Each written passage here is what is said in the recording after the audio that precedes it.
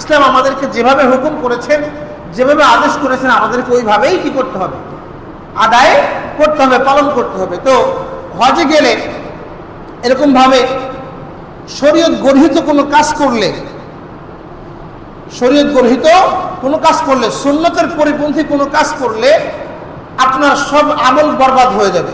নাউজুবিল্লাহ, আপনার সব আমল কি হয়ে যাবে, বরবাদ হয়ে যাবে। কোনো আমলই গ্রহণযোগ্য হবে না, আপনার তওবা কবুল হবে না, আপনার কোনো নফল ইবাদত, আপনার দান সদকা কোনো কিছুই কবুল হবে না যদি আপনি সেখানে গিয়ে শরীয়ত গর্হিত মন মতো নিজের মন চাইছে একটা আমল আপনি করে ফেলছেন যেটা সুন্নত সম্মত নয়, এমন আমল যদি করেন তাহলে আপনার সকল আমলই কি হয়ে যাবে, বরবাদ হয়ে যাবে। এটা আমার কথা না, বুখারী মুসলিমের হাদিস সহ এরকম ভাবে আরো অন্যান্য কিতাবের মধ্যেও এই হাদিস এসেছে। আল্লাহ রাসূল বলেন, আল মাদিনাতু হারামুন মা বাইনা আইরিন ইলা কাযা মান আহদাসা ফিহা হাদাসান আও আওয়া মুহদিসান ফাআলাইহি লানাতুল্লাহি ওয়াল মালাইকাতি ওয়ান নাস আজমাইন। আল্লাহ রাসূল বলতেছেন, আয়ের, এটা মদিনার একটা জায়গা, তো আয়ের নামক জায়গা থেকে অমুক অমুক জায়গা পর্যন্ত মদিনা পুরোটাই সম্মানিত, পুরোটাই পবিত্রতম স্থান।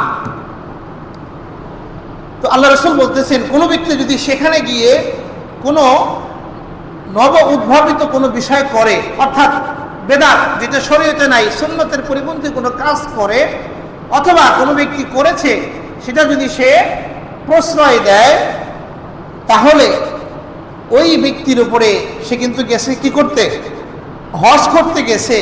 কিন্তু যদি এরকম ভাবে হজ করতে যায়া ওখানে নিজের মন মতো শরীয়ত গর্হিত কোনো নব উদ্ভাবিত কোনো বেদাত কাজ করে, অথবা কোনো বেদাত কাজের প্রশ্রয় দেয়, তাহলে আল্লাহ রাসূল বলছেন, ফাআলাইহি লানাতুল্লাহি ওয়াল মালাইকাতি ওয়ান নাস আজমাইন, তাহলে ওই ব্যক্তির উপরে আল্লাহ এবং সকল ফেরেশতা এবং সকল মানুষের পক্ষ থেকে লানত।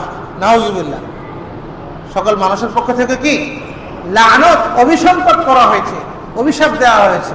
শুধু তাই নয়, আল্লাহ রাসূল বলেন, ওয়ালা ইকবালু মিনহু সরফুন ওয়ালা আদলুন, ওই ব্যক্তির কোনো নফল ইবাদত, ওই ব্যক্তির কোনো তাওবা, ওই ব্যক্তির কোনো দান সদকা ইত্যাদি কোনো কিছুই আল্লাহ তাআলা কবুল করবেন না। নাউজুবিল্লাহ মিন যালিক। অথচ দেখেন, আপনি গেছেন কোথায়, মক্কায় গেছেন, মদিনায় গেছেন হজ করতে, রাসূলের কবর জিয়ারত করতে, ইসলামের পঞ্চবিনার একটি বিনা, একটি স্তম্ভ হজের মতো একটি বিধান আপনি পালন করতে গিয়েছেন।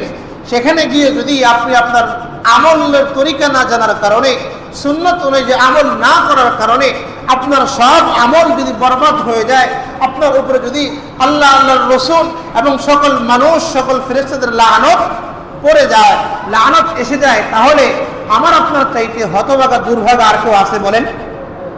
আর কেউ